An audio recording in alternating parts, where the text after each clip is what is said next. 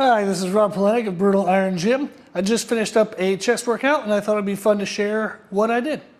So I started with cable chest flies, the cable crossovers, and I almost always start with some type of fly. I find that there's two main benefits. Number one is I have short upper arm bones. So when I do chest presses, especially presses that aren't converging, meaning as I press, a converging press would be as I'm pressing forward, my hands are coming closer, and you'll see some machines that are like that. And I try to mimic that with dumbbells when I do lighter weights. And then the opposing version of a press would be a non-converging press, which is the hand width stays the same the whole time you're pressing. And that would be like a barbell, if you're doing barbell bench press, or some machines are like that. So whether I do converging or non-converging chest presses, since I have a short upper arm bone, my triceps take over quite a bit. To help counter that, I do flies first, which is a pre-exhaust method. So that way I can fatigue my chest without having my triceps involved. So in the video today, you'll see I was doing cable crossovers, and that is, if you're doing it correctly, a chest-only exercise. So that way I can fatigue my chest, and then whenever I go into dumbbell presses or any type of press, my chest is more fatigued than my triceps would be. So that way when I reach failure in that press, it's because my chest reached failure, not because my triceps reached failure first. The cable crossovers, I did a fun variation where I was leaning forward due to the weight of the cable stacks, but I was doing the fly where I came kind of high in the motion for about 10 reps, and then I did a medium height for about 5, and then a low connection point, coming together point for 5.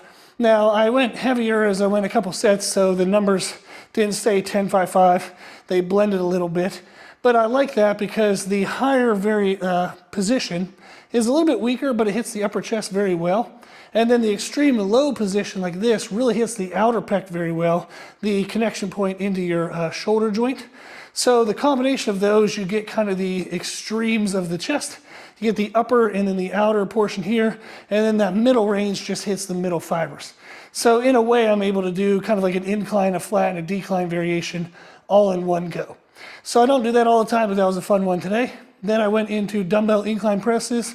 The heaviest weights I have go to 120, and I find that when I pre-exhaust with flies first, I can use the 120s, depending on the day, depending on the frequency of my training, somewhere between like 8 to 15 reps.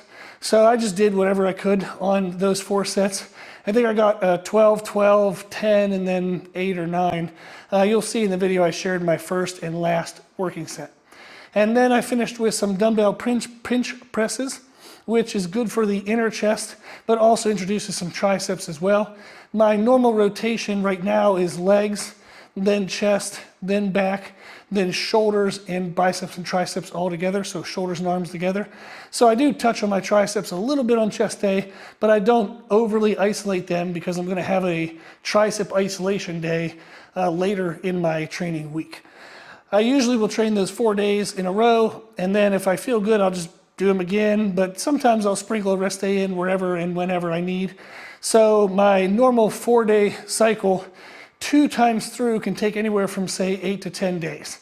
So on average, I'm training each body part about twice a week, or roughly about there, maybe a little bit stretched out to twice every 8 to 10 days.